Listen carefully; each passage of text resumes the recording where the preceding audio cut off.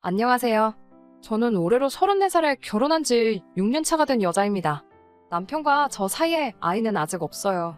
공사 현장에서 일하시던 아버지는 제가 초등학교에 입학하던 해에 일터에서 사고로 돌아가셨습니다. 그 뒤로 쭉 엄마와 단둘이 자라오게 되었어요. 평범한 주부였던 어머니는 혼자 몸으로 저를 키우시느라 고생하셨어요.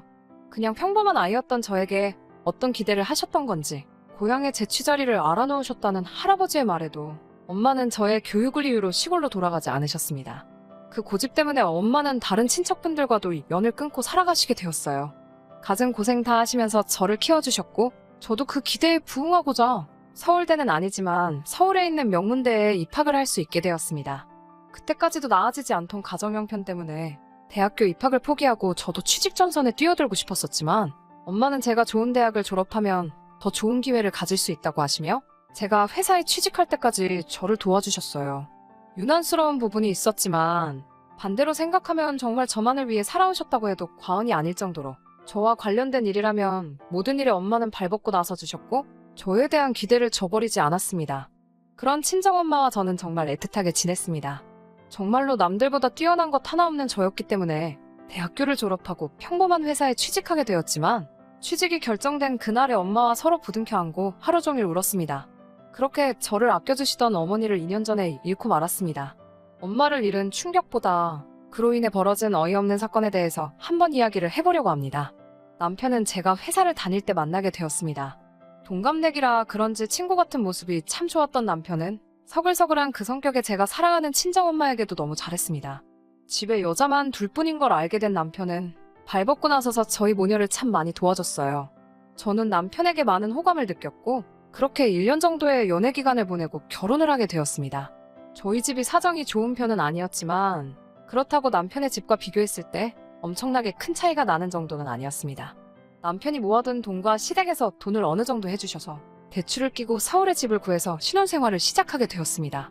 저도 시집을 갔으니 더 이상 서울에서 치열하게 살고 싶지 않으시다면서 서울에서 지내시던 전셋집을 빼서 제 혼수와 나머지 결혼 자금을 대주시고 어머니는 혼자서 지방 소도시로 이사를 가셨어요. 친정엄마와 멀리 떨어지게 된 건 제 인생에서 이번이 처음이라 많이 걱정되었지만 엄마는 저 아니었으면 진작에 떠났을 서울이라며 걱정하지 않아도 된다고 당부를 하시더라고요. 결혼 생활은 나쁘지 않았어요. 결혼 이야기가 오고 갈 때쯤 남편이 저에게 해줘야 할 말이 있다면서 경고하듯이 해준 이야기가 있습니다. 자기네 집이 종교는 따로 없지만 할머니 때부터 조상님을 모셔왔기 때문에 제사가 다른 집에 비해서도 엄청 많은 편이라고요. 시댁에서 제사 도와주는 걸로 문제가 많다는 사실이야 이미 익히 알고 있었기 때문에 걱정은 되었지만 남편이 저를 안심시켜주더라고요. 종갓집같이 제사에 목매다는 그런 건 아니고 말 그대로 대대로 벼슬 하신 조상님들한테 간단하게 상만 올리는 거니 크게 걱정할 필요 없다고 말이죠. 자기도 제사를 왜 이렇게 지내나 싶고 자기뿐만 아니라 다른 가족들도 지긋지긋해해서 할머니가 살아계실 동안까지만 하기로 했다고. 남편 위로 형님이 한 분 계셨는데 자기가 장손도 아니고 형수님 하는 거 보니까 과일 깎는 거 정도만 도와주고 아무것도 하지 않는다고. 거기에 더불어 자기가 잘 이야기해서 제사 때마다 참석 안 할 수 있도록 한다고 약속을 했습니다. 하지만 결혼을 하고 나서 저는 시도 때도 없이 있는 조상님 제사의 대부분을 참석하기로 했습니다. 남편과 조건을 걸듯이 약속을 하나 했거든요. 제사를 몇 번 지내든지 다 참석을 할 수 있다고. 그 횟수는 상관이 없지만 명절 때만큼은 친정에서 더 오랜 시간을 보낼 수 있게 손 좀 써달라고요.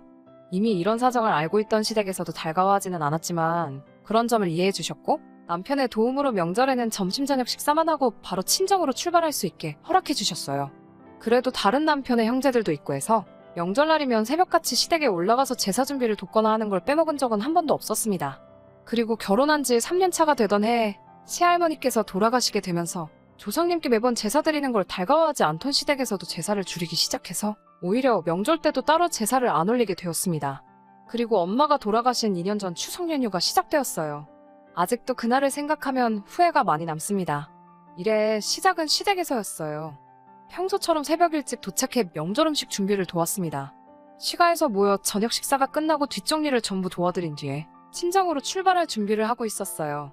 설거지를 끝내고 나오는데 운전을 해야 할 남편이 시댁 식구들과 술을 마시고 있더라고요. 남편에게 운전해야 되는데 무슨 술을 마시냐며 술잔을 뺐었는데 시어머니께 한 소리를 들었습니다. 하시는 말씀이 이제 매번 지내는 제사도 안 지내는데 시가에서 하루도 머물지 않고 친정으로 가는 건 너무 불공평하지 않냐면서요. 제사를 안 지내게 된 만큼 시가에서 반, 친정에서 반을 보내라고 말씀하셨습니다. 저희 어머니가 저를 보고 싶어 하는 만큼 시어머니도 그동안 아들이 보고 싶었으니 이해해달라고요. 차라리 미리 말씀해 주셨으면 좋았겠다는 생각을 했지만 시어머니의 말이 틀린 말은 아니고 충분히 시어머니나 남편의 입장도 이해가 갔기 때문에 다음날 점심 늦지막히까지 시댁에서 더 머물게 되었습니다. 저녁에 엄마하고 통화를 했는데 시간적인 여유가 많이 생기셨으니 제가 좋아하는 음식들로 만나게 준비해 놓을 테니 시댁에서 맛있는 거 너무 많이 먹고 오지 말라며 저를 달래주시더라고요. 다음날 이제 출발한다고 엄마한테 전화를 하는데 전화를 받지 않으셨어요. 전날에 도착하기로 1시간대쯤이면 충분히 도착할 것 같아서 엄마는 음식 준비하신다고 정신이 없으신가 싶어 별 다른 생각 없이 출발하게 되었습니다. 친정에 도착해서 아무리 현관문에서 엄마를 불러도 아무 대답이 없으셨어요. 느낌이 쎄해서 부랴부랴 문을 따고 안에 들어갔는데 부엌에는 제가 좋아하는 음식들이 준비되어 있었고 엄마는 그 옆에서 바닥에 쓰러지신 채로 의식이 없었습니다. 뇌졸중이었습니다. 골든타임을 놓친 어머니는 그날 뇌사 판정을 받으셨고 2주 뒤에 병원에서 돌아가시게 되었습니다. 일이 아무것도 손에 잡히지 않았습니다. 그날 남편을 데리고 나와 하루를 머물지 않고 바로 출발했다면, 아니 제가 운전면허 따는 걸 미루지 않고 그날 저 혼자서라도 출발했었다면 엄마가 그렇게 된 게 전부 제 탓만 같고 저 때문에 이 사단이 난 것 같아 견뎌내기가 너무 힘들었어요. 부모 일은 자식이 저 하나만은 아니잖아요. 결국 어느 정도 시간이 지나고 이겨낼 수 있었지만 그래도 그 무거운 마음만큼은 떨쳐버리기 힘들더라고요. 진짜 문제는 엄마가 돌아가신 이후부터였습니다. 2년 전부터 전 세계를 강타한 이 시국을 저희 가족들도 피해갈 수 없었습니다. 자영업을 하던 형님네가 가장 큰 타격을 입게 되었지요. 처음 명절 때 시가에서 온 가족이 모였는데 그 이유를 다른 곳에서 찾더라고요. 예전과 우리 가족이 달라진 게 뭐가 있냐면서 조상님께 드리던 제사를 멈춘 걸 가장 큰 이유로 꼽았습니다. 시할머니가 돌아가시고 제사를 손에 놓자 조상님들이 노해서 후손인 우리들에게 벌을 주는 거라고요. 그때부터 시댁은 조금 과하다는 생각이 들 만큼 조상님 제사에 혈안이 되어 있었어요. 저도 이제 친정에 갈 이유가 없다는 이유로 그만큼 제사 준비 때마다 저를 부르셨고요. 남들보다 더 제사 지내는 걸 이해하지 않아 하던 남편도 불편함을 호소하는 저를 보고도 이때만큼은 아무 소리를 내주지 않았고 오히려 우리 잘 되라고 하는 일이니까 제가 불만만 갖지 말고 더 신경 좀 써주면 좋겠다는 식으로 이야기하더라고요.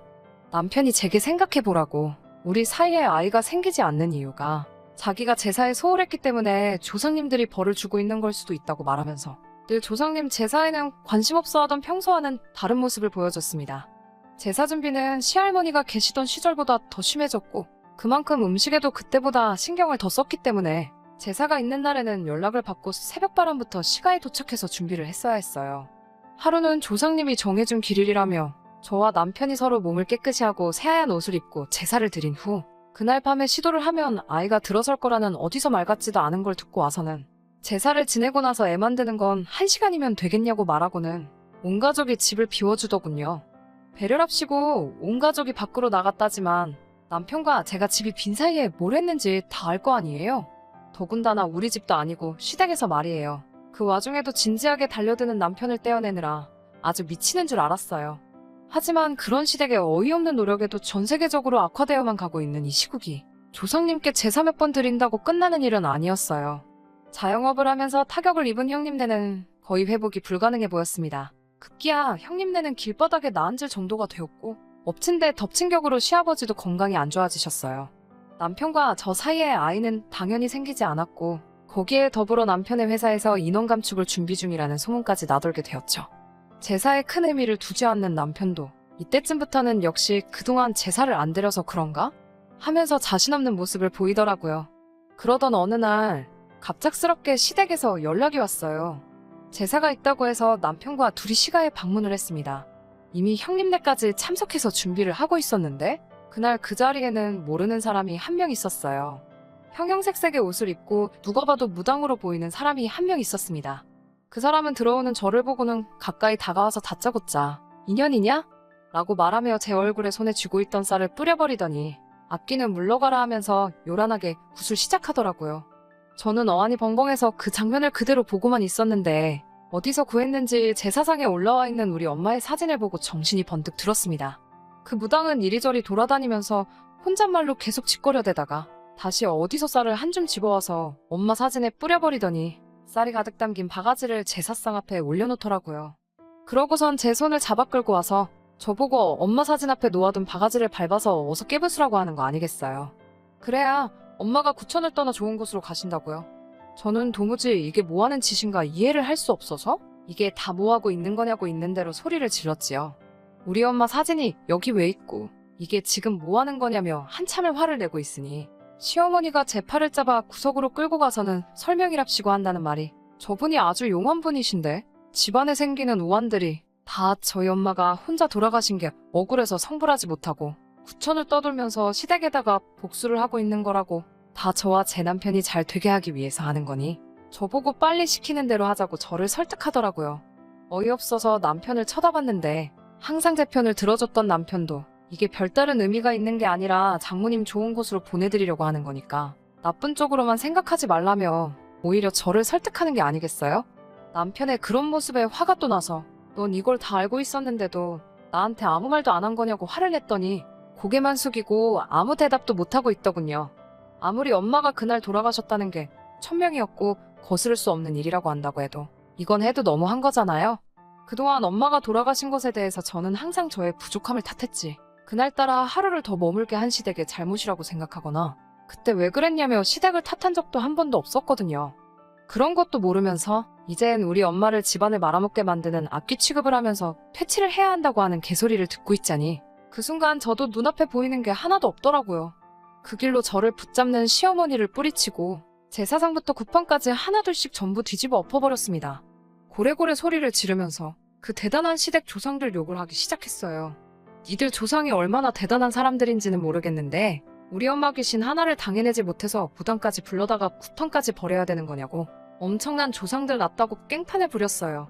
제가 난동 부리고 있는 걸 멀뚱멀뚱히 구경하고 있는 무당한테도 다가가서 바가지에 담아놓은 쌀을 그 사람한테 뿌려버리고 당신이야말로 번지수 잘못 찾았다고 진짜 용한 사람이 맞냐고 한마디 했죠.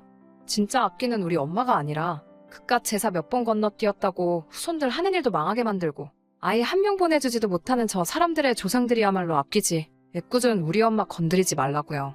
한참을 시댁을 뒤집어 엎고 나서야 혼자서 밖으로 나왔네요. 제 눈치 보면서 쫓아오는 남편에게도 따라오지 말라고 소리치고 시댁을 뒤로하고 엄마가 혼자 지내던 엄마의 집으로 돌아왔습니다. 회사에는 사정을 이야기하고 휴직을 하고 있는 상태고 결국 남편과는 이혼 절차를 밟고 있는 중입니다. 집도 남편이 해온 거니 그 집에 채워놓은 혼수만큼만 다시 돌려받는다면 더 이상 바랄 게 없겠네요. 저는 이 결혼 생활로 많은 것을 잃었긴 했지만 새 출발을 해보려고 합니다. 그 사람들에게 일말의 양심이라도 남아있어 진정한 사과를 했으면 아무 일도 없었던 척 다시 돌아가 볼까도 했지만 그날 이후로 따로 아무 말도 없는 시댁과 남편에게 돌아가고 싶은 생각이 하나도 없어요. 계속 그렇게 조상님만 찾으면서 살고 있겠죠. 구판까지 버렸어도 조상들한테 정성이 부족했는지 남편은 결국에는 회사에서 정리해고를 당했다네요. 건강이 안 좋아지셨던 시아버지는 아무 일 없었지만 시어머니가 결국엔 유행병에 걸리셨다는 소문을 들었어요. 형님네 가게가 망한 건 말할 것도 없고요. 혹시나 이 사연을 들으시는 분들 중에 조상님을 모시는 분들이 계시다면 제가 그걸 비하를 할 의도가 있다거나 한 게 아니니 넓은 마음으로 이해해 주셨으면 합니다. 그리고 새로운 삶을 시작할 저도 응원해 주세요. 긴 이야기 끝까지 들어주셔서 감사합니다.